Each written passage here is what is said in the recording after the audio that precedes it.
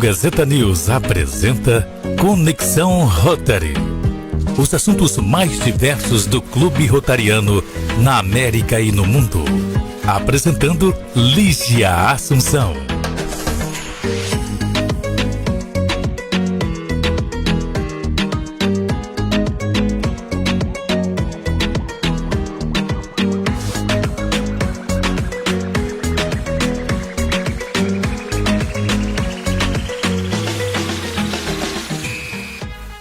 Bom dia.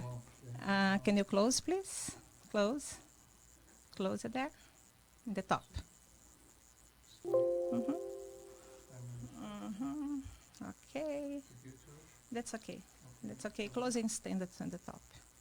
Close in the top, please. There.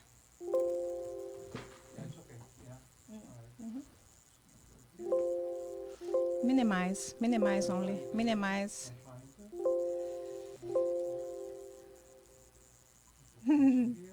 Yes. Bota ok. Yes. Bom dia. Bom dia para todos. Bom dia. Hoje nós temos aqui o embaixador João Mendes Pereira. Estamos muito felizes, muito felizes, porque realmente é um prazer recebê-lo. Todos que estão nos ouvindo sabem que nós estamos aqui sempre ao meio-dia, aqui na Flórida, e a 1 aí no Brasil. E sei que muitas pessoas estão ligadas lá na minha cidade natal, Adamantina, em Niterói, no Rio de Janeiro, em Brasília. Temos pessoas lá que estão nos vendo e nos ouvindo. E estamos agradecidos, porque sem vocês não poderíamos apresentar aqui o nosso embaixador. Embaixador, é um prazer ter o senhor aqui conosco. O prazer é todo meu, Lígia. É uma alegria, estou muito feliz e muito emocionado de poder retornar à Gazeta e depois de tanto tempo, por conta da pandemia, nós evitávamos esse contato direto, pessoal, mas é um prazer poder estar aqui pessoalmente, novamente, nessa que é a principal instituição de mídia aqui no sul da Flórida, e ainda mais no seu programa aqui com os nossos amigos rotarianos. É uma honra muito grande. Muito obrigado pelo convite. Não, o prazer é todo nosso. Nós sabemos que o embaixador, ele já foi embaixador em Lisboa, ele já viajou assim por muitos países, mas ele está aqui, e quando ele chegou, ele realmente nos conquistou, porque o carisma, né, e o retorno para a sociedade aqui, para a comunidade brasileira, é realmente vista, é realmente notada. Então nós queremos, na verdade, dizer ao senhor o quanto o Boca Oeste é realmente privilegiado e feliz de ter o senhor sendo um dos nossos sócios honorários. E isso me dá muita honra.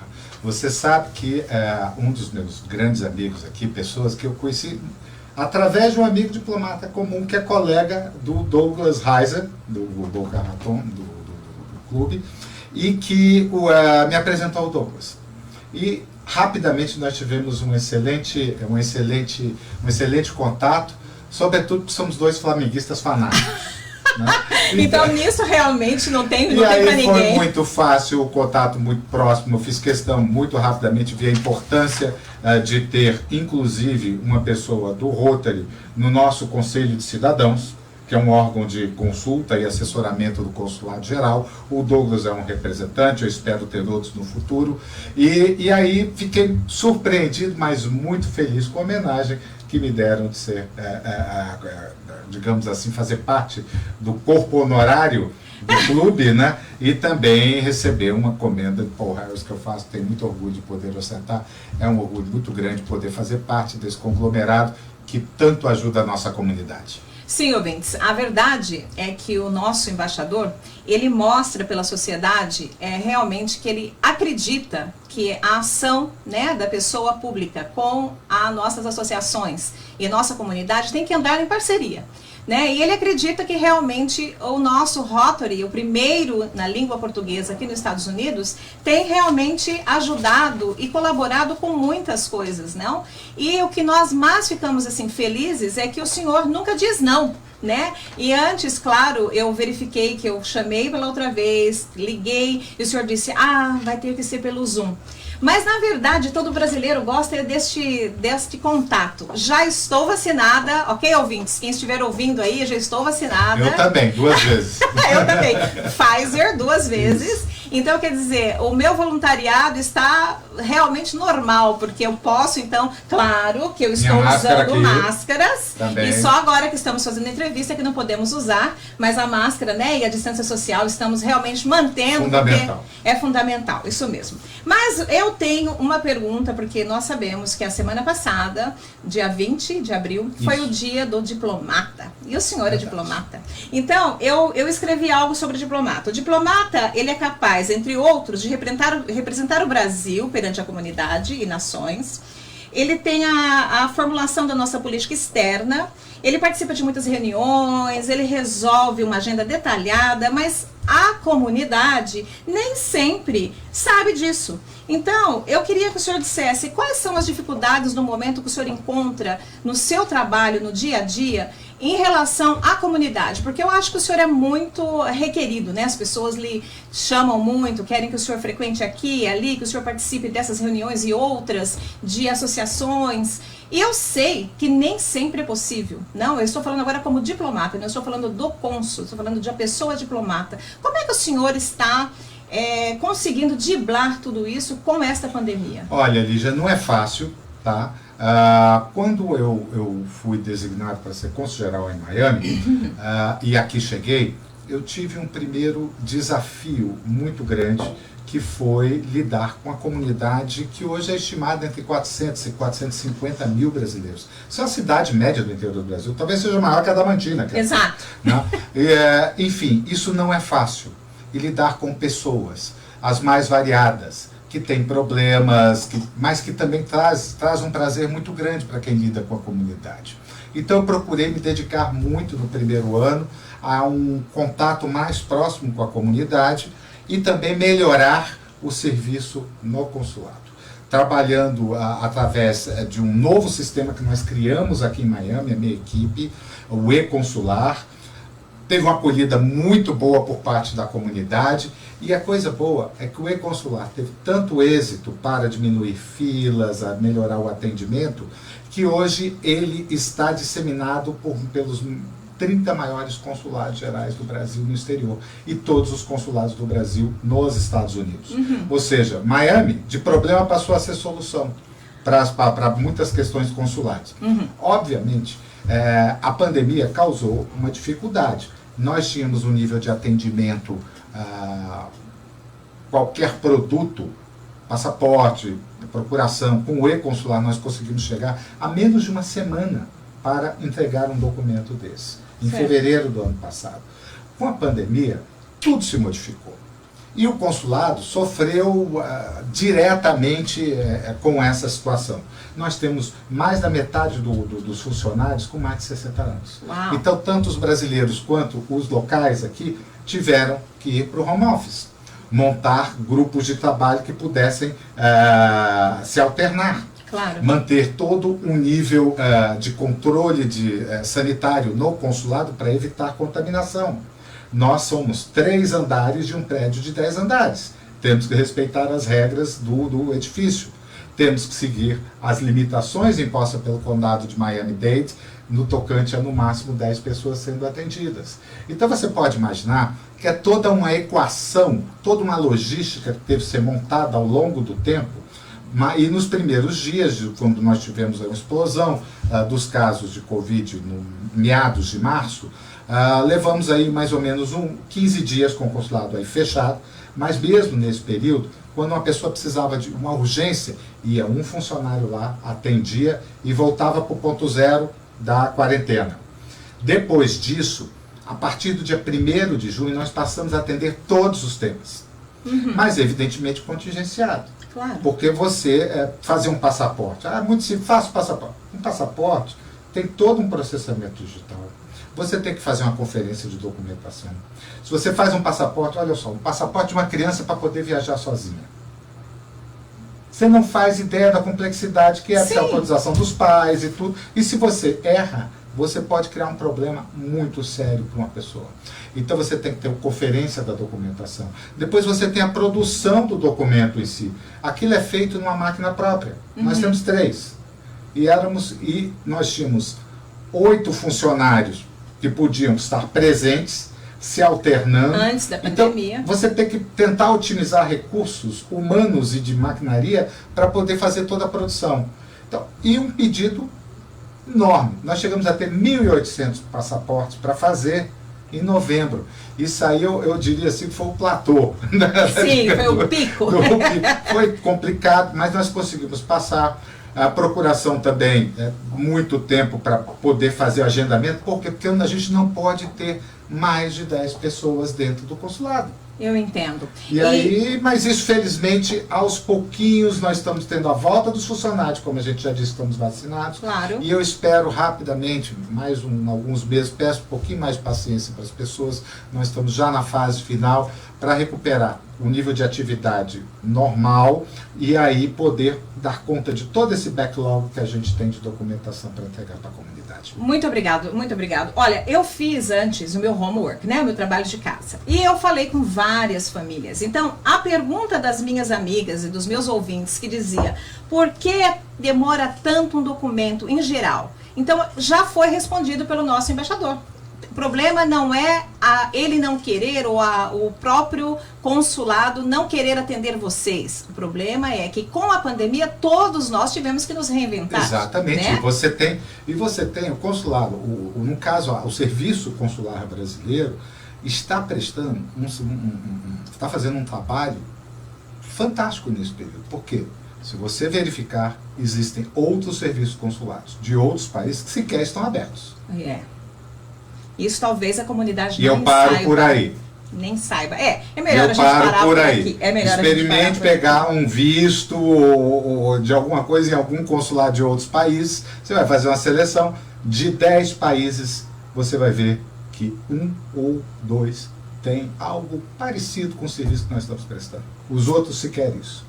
Olha, ouvintes, quem está ouvindo aí no Brasil, em Brasília, ver que nosso embaixador está comprometido a nem fazer comentários dos outros. A gente está se limitando ao nosso, melhorar o nosso trabalho. E a melhora está vindo, não é? Aí a pergunta que eu tenho em seguida é, realmente, antes da pandemia, né, nós tínhamos alguns dias ou algum método que era para vocês resolverem como fazer. Por exemplo, se uma pessoa morre alguém, precisa de um passaporte, vamos dizer, que é a coisa mais séria, né? Bem rápido.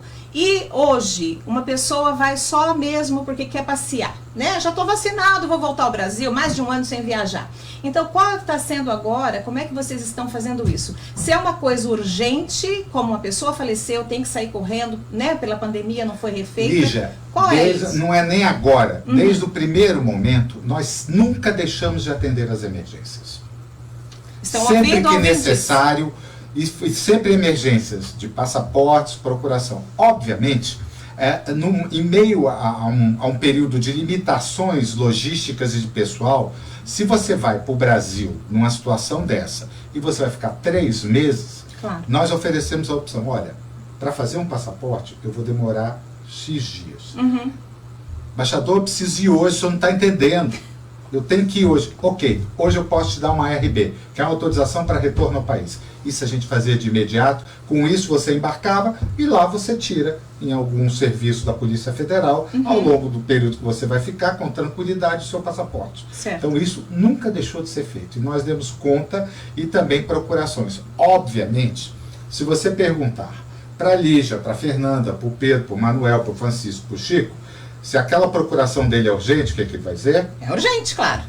Então, e eu respeito a posição, mas esse nível de urgência cabe um pouco à autoridade consular, com muito bom senso, equilíbrio. Eles têm, os nossos colegas lá no consulado, meus funcionários têm avaliado, e os casos urgentes nós temos atendido. Agendamento, hoje se você for ver, estão dando 90 dias para eu fazer uma procuração. É urgente a sua procuração?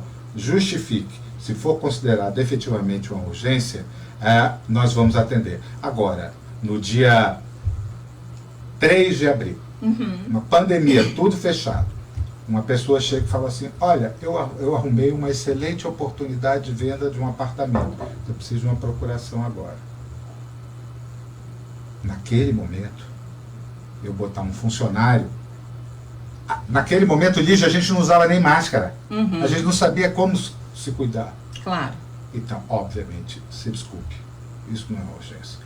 Agora sim, embaixador, minha mãe morreu, eu preciso de uma procuração, porque a minha irmã, que cuidava da minha mãe no Brasil, não consegue movimentar as contas dela lá, porque eu tenho que mandar minha procuração daqui, porque minha irmã está passando fome. Precisa pagar aluguel, precisa pagar as contas e as contas estão bloqueadas. É urgente? É urgentíssimo. Urgentíssimo. E isso foi feito de imediato.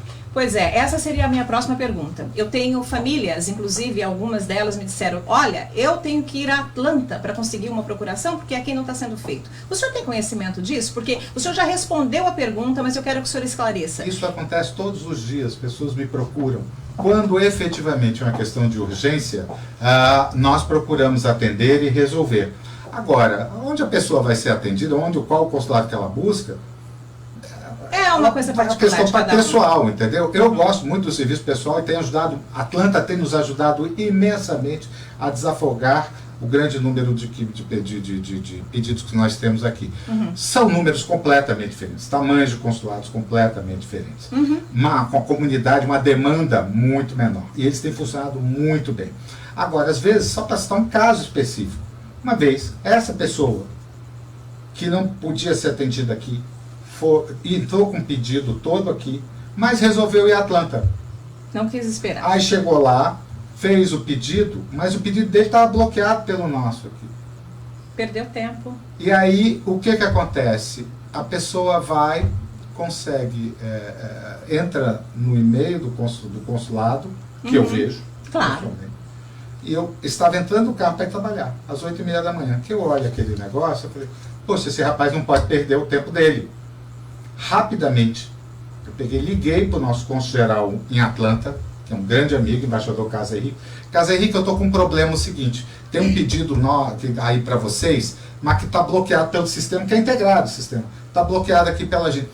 Está autorizado, desbloqueia aí, avisa o teu pessoal. Ele pegou o ramal, ligou embaixo, falou, olha, pode desbloquear esse negócio aí. E o rapaz foi atendido. E depois me agradeceu bastante. Então nós trabalhamos de maneira muito articulada, então muito próxima, os cônsules e os consulados, a gente conversa toda hora, e eu agradeço muito a ajuda de Atlanta. Agora, o que eu posso dizer para a nossa comunidade, que nós estamos fazendo o melhor, e felizmente nós estamos conseguindo atender as emergências emergenciais, digamos assim, os casos urgentes e, na medida do possível, o nosso pessoal. Obviamente, não nos prazos que nós gostaríamos. Eu estou satisfeito com o prazo? Não, não estou.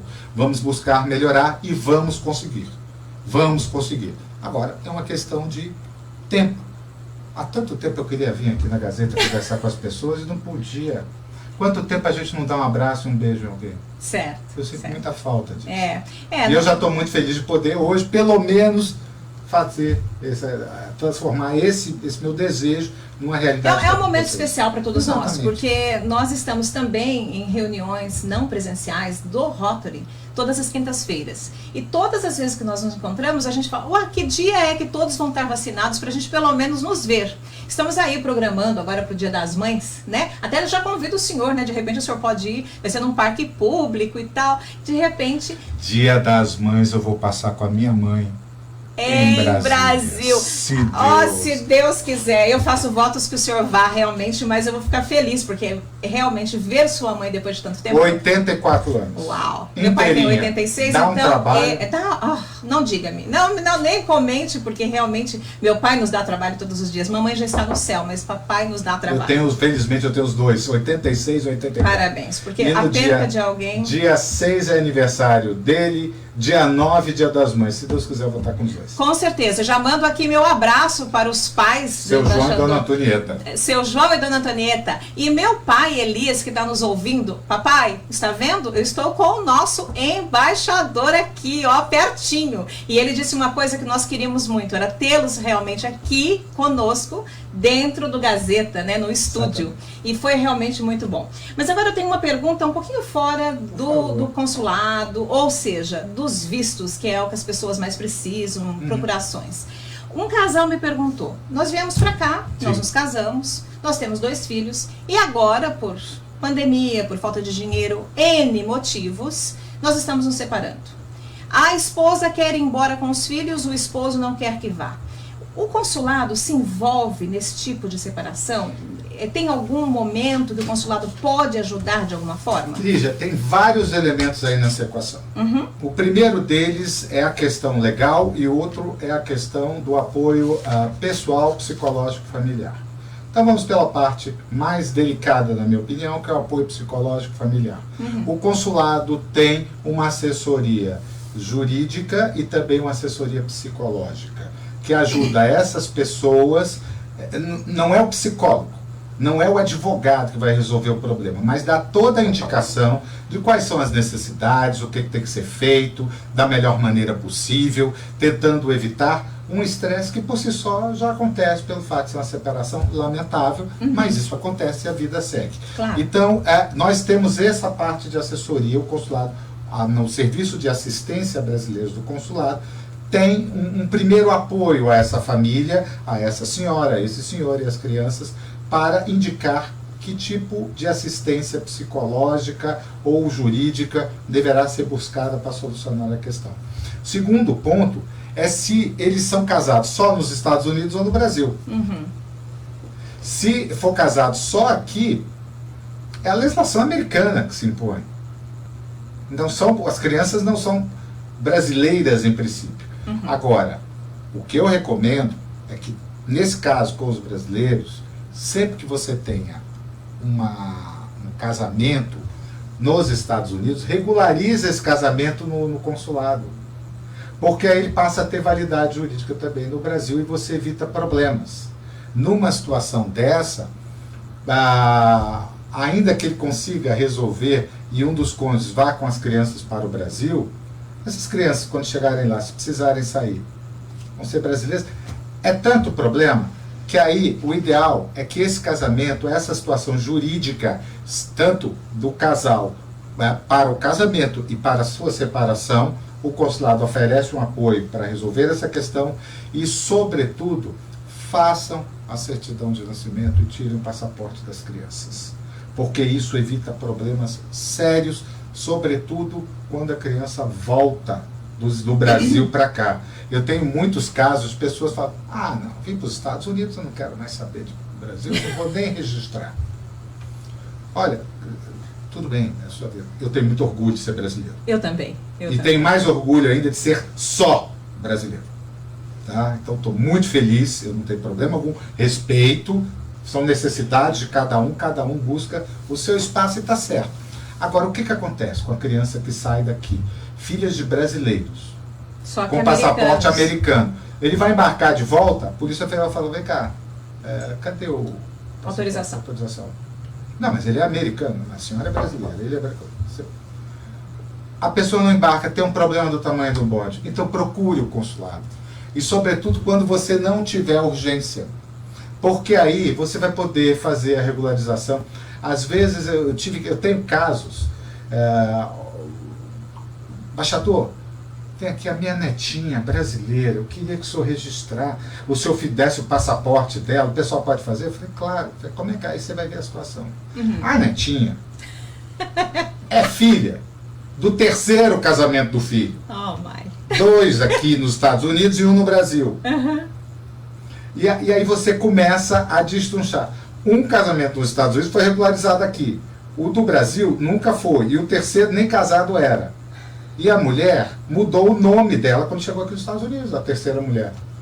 Quer dizer, a Maria de Fátima, ela não gostava do de Fátima, ficou só Maria. Aí você entendeu o tamanho da confusão jurídica que você tem para resolver o passaporte da netinha? Que parece ser uma coisa simples. Não é. Resolvemos, demorou bastante, mas conseguimos resolver a situação desse caso específico. Se não é um caso aleatório, não, isso é concreto. Olha, quem está entrando agora, os ouvintes, muito obrigado por estarem aí nos vendo. E eu queria mencionar novamente 2 pontos muito importantes que o nosso embaixador disse aqui antes de vocês entrarem. Primeiro, a urgência sim é atendida, a urgência sim existe mesmo em período de pandemia. Você tem que formular bem o que é urgência para você, porque às vezes o que é urgência para você não é urgência para os funcionários e para o embaixador analisar como urgência. Então, por favor, pense bem como vai fazer a carta para mandar, para pedir uma autorização. Se for um caso de morte, como ele já disse, é uma coisa mais rápida, porque infelizmente você está num período realmente triste, é um momento triste para quem perde alguém no Brasil e precisa ser ajudado. E eles estão dispostos a ajudá-lo, não é?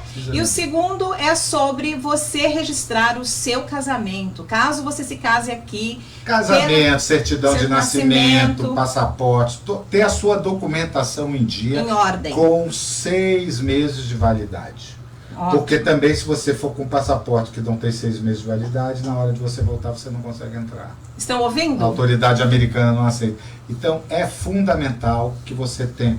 E ainda mais agora, nós estamos... final de abril, início de maio. Dê uma olhadinha, ouvinte, meu amigo, no seu passaporte da sua família. Pega agora, terminando essa conversa, 5 minutinhos, dê uma olhada. Se eles estiverem para vencer daqui para julho, tá na hora de você pedir a renovação, sobretudo se você for nas férias de julho para o Brasil. Não deixe para uma semana antes.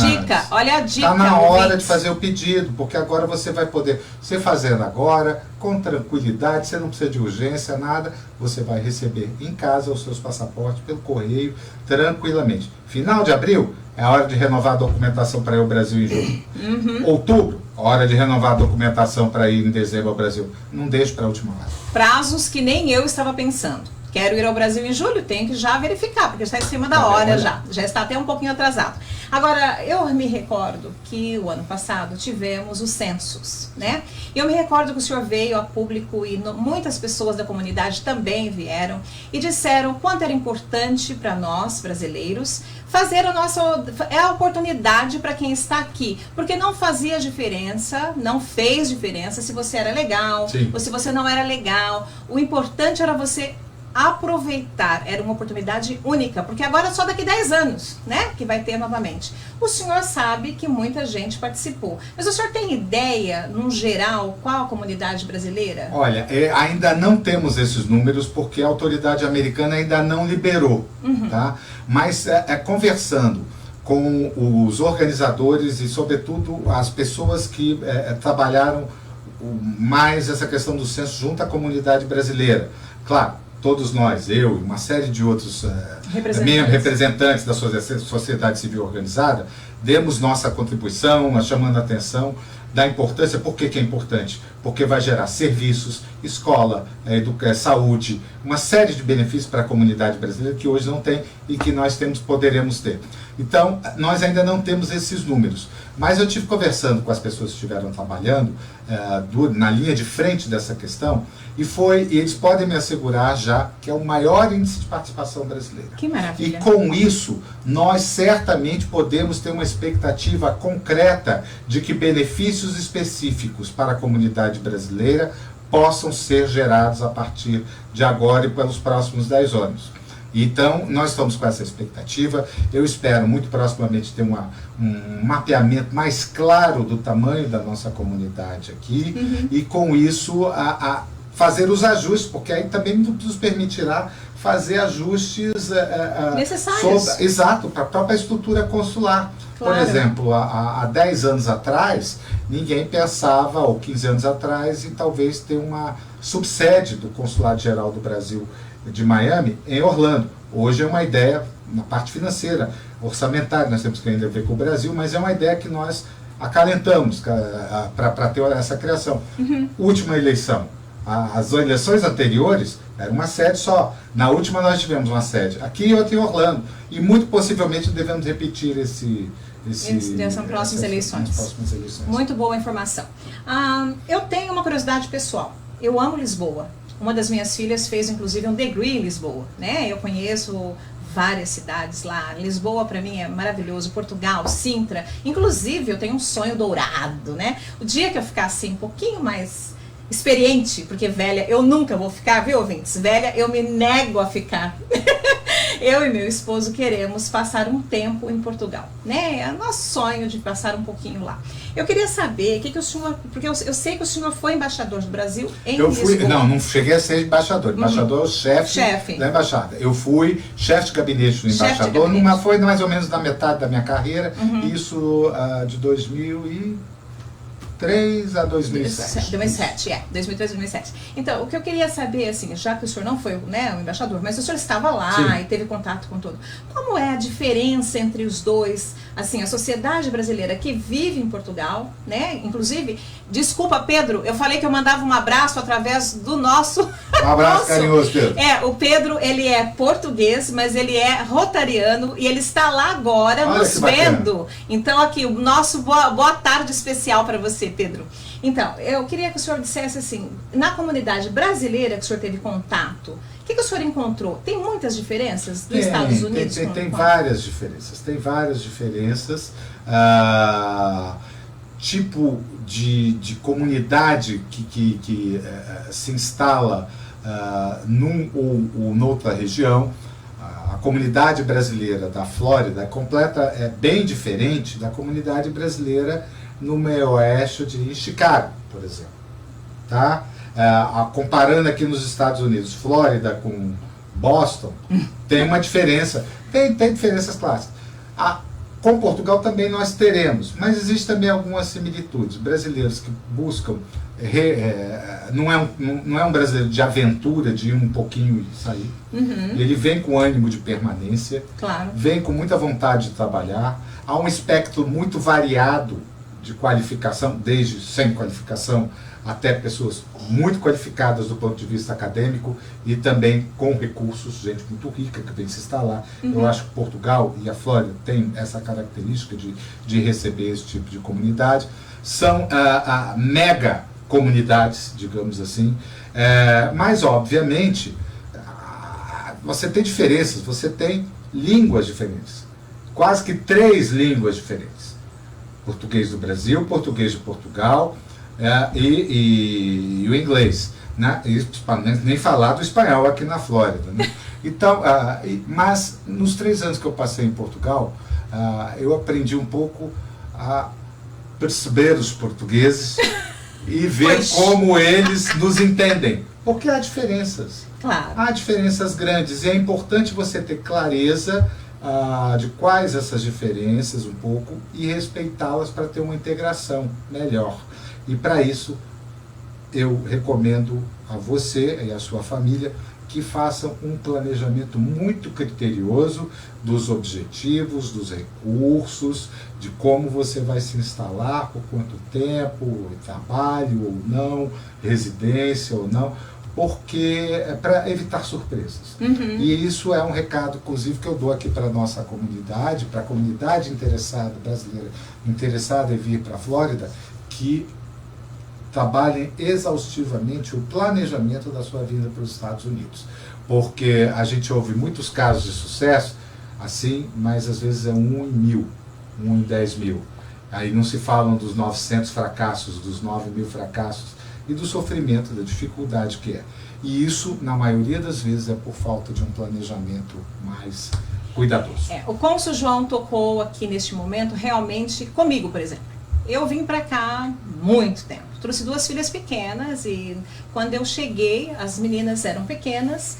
O meu inglês não era dos melhores, era inglês de Universidade do Brasil. A gente pensa que sabe falar inglês, chegar aqui é totalmente diferente. As gírias, né, o pronunciamento, a pronunciation é totalmente diferente. E eu tive que esquecer o que eu fazia lá. Eu trabalhava no Fórum de Santo Amaro, eu era, né, uma agente de paz, né, lá. E aí vim para cá, né, e precisava recomeçar. Então o que ele disse é verdade. Quando você decide vir, eu tinha muito pouca idade, 2 filhas pequenas e queria a descoberta. Mas o que o nosso embaixador disse aqui agora realmente é sério. As pessoas pensam que vê a Lígia aqui falando, né, na Gazeta News, vê a Fernanda, editora-chefe, e vê toda essa, né, isso é live, é ao vivo, mas lá fora o nosso ao vivo é de muito trabalho. né, embaixador? É de muito trabalho. Como diria o Djavan, só eu sei as esquinas por que passei. Exato, exato. Eu sou muito feliz de morar aqui. Como o senhor disse no começo, eu prefiro ser só brasileiro. Eu sou brasileira de coração, eu sou americana. Bacana. Né? Mas é por uma série de coincidências, pelas minhas filhas, que eu queria que elas estudassem. Então, eu realmente, antes de me casar, eu já estava sendo cidadã. Quer dizer, as pessoas dizem assim, claro, você é cidadã agora porque tem um marido americano. Não é, não. Não, isso é bacana, é bacana. Eu respeito profundamente. É que eu tenho um sentimento de brasilidade tão grande dentro de mim que eu consegui passar isso um pouco para os meus filhos. E aí ambos estudaram na escola francesa, porque ao longo dos anos a gente preferiu botar na educação francesa, porque cada país ele podia seguir o mesmo tipo de educação. Claro. E ambos conseguiram bolsa de estudos na França, ao final do segundo grau, no baccalaureat, vestibular deles. E não quiseram ir. E aí eu tive que fazer um teste de estresse. Eu falei, vocês têm ideia do que vocês estão recusando? Isso é uma loucura, por quê e tal? Ele falou, pai, você nos ensinou a amar o Brasil. Primeira coisa, cara, a primeira música que você ensinou pra gente foi o hino nacional. Antes até do hino do Flamengo. E um flamenguista para outra português. Douglas! Pois é. E aí, então, a gente quer morar no Brasil, a gente adora ir pro exterior, viver, mas a vida da gente é no Brasil. E hoje eu estou aqui. Eles poderiam ter vindo para cá e, no entanto, eles estão começando a vidinha deles de trabalho em Brasília, com tranquilidade. Um agora está indo para São Paulo, está tendo bastante êxito na profissão publicitária, e o outro é um advogado que vai, se Deus quiser, os dois vão estar muito bem. Com certeza, com certeza. Os frutos são colhidos de uma boa educação, né? Aproveitando que o senhor tocou aí na sua vida particular, eu não ia perguntar, mas como é que a sua esposa, nessa pandemia, está encarando? Porque ela fica mais sozinha, eu imagino, porque eu não sei se ela trabalha fora ou não. Então, a minha pergunta é, como é na vida em casa, lá na Brickell, sozinhos, com a pandemia? Bem, eu sou casado com uma capitão de corveta da Marinha do Brasil. Um casal meio sugênero. Minha esposa é militar, já na reserva, mas militar. Então, ela é uma pessoa muito disciplinada. Então, tivemos todo essa questão de você poder se adaptar a esse momento de pandemia. Nós conseguimos, preservamos o nosso espaço de família com os filhos, o casal, e individual também. Não é fácil. Ser esposa diplomata no exterior não é fácil. Só te digo o seguinte, se você um dia pensar, deve ser bacana, casar com diplomata, morar no exterior, você tem que falar alguns idiomas, tem que aprender, não tem jeito, você tem que aprender algumas coisas, e não tem salário para isso. E você vai viver longe da sua família a maior parte do seu tempo. Você vai ter algum momento seus filhos, seu marido, mas os seus amigos, a cada momento você vai estar mudando. É isso. Você está disposto a encarar? E você pode estar em Miami, mas você pode estar em um país não tão agradável quanto os Estados Unidos. E o seu cônjuge vai precisar de muito apoio, porque ele vai ter que apoiar você, vai estar em casa, mas também ele vai ter muito desafio para resolver. Então, o trabalho maior, então, é da esposa. Vocês estão vendo, em qualquer situação, na minha, na sua e na do nosso cônsul, a maior, muito obrigada, então, pela esposa, né, que o senhor tem, porque está lá segurando toda essa barra com o senhor, né? Há 27 anos. Exato. Eu a conheci, uma pessoa muito simpática, e eu realmente fiquei muito, assim, feliz, porque ela foi num churrasco onde eu nem pensei que ela poderia estar participando, e lá estávamos nós. Até porque ela é vegetariana, então você já viu. Aí eu fiquei olhando e falei, meu Deus, e ninguém pensou em fazer algo vegetal. O Douglas pensou, o Douglas é craque nesse negócio, ele fez lá só uns legumes, ela ficou feliz da vida. Viu, Douglas? Novamente, você não foi só o que convidou o nosso embaixador João Mendes Pereira para estar aqui conosco no nosso clube, e o Douglas realmente é um sonhador, né, que a gente não pode, é irremediável a gente não dizer que o Douglas é um sonhador, mas ele consegue fazer as coisas ficarem e virar realidade. Imagina o senhor agora que ele é o nosso governador eleito. Isso é uma coisa muito bacana. E se Deus quiser, ele vai galgar outros degraus dessa carreira no Rotary e estimular as pessoas, outras lideranças comunitárias que possam surgir para também fazer esse trabalho maravilhoso. Há uma quantidade de lideranças comunitárias aqui dentro da Gazeta, fora, na academia, nas universidades, nas igrejas, uma quantidade de líderes comunitários que você não pode imaginar. e que ajudam imensamente o consulado. Douglas é um deles, Fernanda aqui da Gazeta é outro, e tem um grande número de pessoas que me ajudam muito no dia a dia. Eu concordo com o senhor. No nosso time, por exemplo, no Boca Raton West, que é o primeiro brasileiro aqui do sul da Flórida, nós temos pessoas magníficas. E agora Douglas é um dos homens, mas a gente está em minoria, porque são 3 homens. Vânia, tem agora tem a Vânia, ali, que é a presidente atual, tem a Luciana, que foi eleita, isso, tem a Vera Schaefer, que foi também nossa presidente, e agora nós vamos ter, né, em julho, agora teremos já a passagem do bastão, como dizemos. Todas minhas amigas. Todas amigas aqui. Então, quer dizer, Douglas somente abriu a porta para que nós continuássemos, né, e para que a gente siga os exemplos. E é isso, né? E eu fico muito feliz que o senhor realmente admita. Eu tenho aqui uma lembrancinha para o senhor, ok? Do nosso... que bacana! Então se o senhor puder aí abrir e mostrar na câmera que o senhor ganhou algo daqui do Conexão Rotary, eu fico feliz porque realmente a sua presença nos deu muita felicidade e o seu apoio é indispensável para o nosso clube. Mostre lá para a câmera. Olha aí, no Rotary Oportunidades. Muitíssimo obrigado. Então, por isso. E eu tenho também um lindo que maravilha. E efetuante, vamos dizer assim, porque eu realmente queria que o senhor recebesse isso aqui. As outras pessoas recebem em casa, mas como o senhor é uma autoridade, eu falei, eu quero entregar das próprias mãos. Muito obrigado, eu fico muito feliz. Você sabe que na festa de aniversário do Rotary, do Boca Raton West, eu também, por Zoom, assinei um certificado amigo do consulado para o clube. E eu disse a Vânia que eu quero entregar, ou a Vânia ou a Luciana, ao presidente pessoalmente. Isso eu faço questão e vai ser muito rápido. Nós estamos chegando lá, nós vamos voltar ao normal. Fica aqui a minha palavra de incentivo e para todos, vamos fazer as nossas orações, a nossa meditação. É um período difícil, mas que está passando. Exato. Vai passar. Está passando e vai passar. Vai passar porque a gente acredita, né, que as autoridades estão tomando realmente as providências. Sim. Eu queria aproveitar aqui, eu sei que tem muita gente que está contra tomar a vacina, outro não está ainda confiante. Eu sei que é um período realmente de um pouco de medo de cada um de nós. E a gente respeita, né? Eu respeito que tenho muitas pessoas que dizem, eu prefiro não tomar a vacina. Eu tomei a vacina porque eu estou pensando no outro, não só em mim. Se eu tomar a vacina, eu não vou, se eu pegar a doença, é isso que foi esclarecido, né, e no meu homework de casa, o que eles explicam é que se você pega a doença, você não vai ser entubado, você vai ser mais leve. Não é cura ainda, gente, não é cura. Mas eu acho, eu encorajo, né, o meu encorajamento é que isso vai passar, isso vai mudar, porque nós tivemos... A vacina é absolutamente fundamental. Fundamental. Aqui a palavra do embaixador, a vacina é fundamental. Eu concordo plenamente com o senhor. Eu quero agradecer muito e eu quero dizer, Nelson, eu estou aqui recebendo aqui algumas pessoas me dizendo, ei, você não falou do Nelson do Corujão. Estou falando, na próxima semana, quem vai estar aqui comigo vai ser o Nelson do Corujão. Sabe, embaixadora, nós temos um grupo novo que não é propriamente Rotary, mas são pessoas afiliadas ao Rotary, e o Nelson é que criou, fez um ano, né, até não sei se o senhor viu, se o senhor se recorda, no dia do nosso 13 anos lá que o senhor estava participando, ele celebrou um ano de Corujão conosco, e eu o convidei para contar, porque Corujão quer dizer o quê? As pessoas entram depois das 10 da noite para bater um papo, para falar, e agora está se tornando realmente a história está crescendo e ele vai estar aqui na próxima semana. Obrigada por estar aí nos vendo.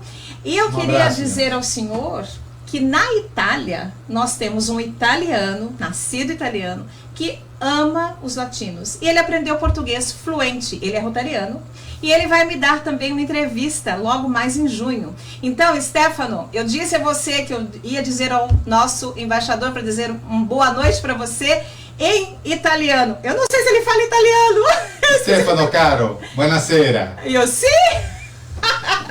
Aqui temos de tudo, temos todos os idiomas. É como na minha casa, que começa em espanhol, vai para o português, volta para o inglês e assim vai. Mas eu estou realmente muito grata, eu realmente fiquei muito emocionada. Os ouvintes devem ter visto que eu estava mais emocionada do que o normal. Eu fico feliz de cada segunda-feira que estamos aqui, porque são aulas de Rotary. E o nosso embaixador agora vai fazer um convite como sócio honorário para você que vive em qualquer lugar do mundo e queira ser parte de algum Rotary, você pode em qualquer lugar do mundo se tornar. Não tem religião, não tem profissão, não tem cor, não tem nacionalidade, nada, você pode participar. Mas como ele é sócio honorário do meu clube, eu quero que ele convide vocês aqui da comunidade para vir nos conhecer. Faça isso e ajude o seu semelhante, porque o trabalho que se faz ali e em outros locais também, mas ali eu presencio, faço questão de estar sempre próximo, é um trabalho muito bonito, de ajuda para a comunidade, em que você é mais um que forma um grupo importante que busca solução para todos. Você é um que trabalha para todos. Porque unidos nos tornamos mais fortes e podemos ser invisíveis, né? Invencível é uma palavra bem difícil para algumas pessoas aceitarem, mas é isso que eu acho. Eu acho assim, que uma pessoa me disse uma vez, o trabalho do rotariano é muito difícil porque o salário é o trabalho. Eu não concordo. O salário do rotariano, da pessoa que disponibiliza o seu tempo para ser um voluntário, é ver o sorriso de alguém que foi tocado, né? Então, realmente, isso faz muito bem. Muito obrigado mais uma vez. Eu é que agradeço e estou sempre à disposição. E muito obrigado por me permitir estar aqui nesse espaço. Prazer ter o senhor. Muito obrigada por tudo.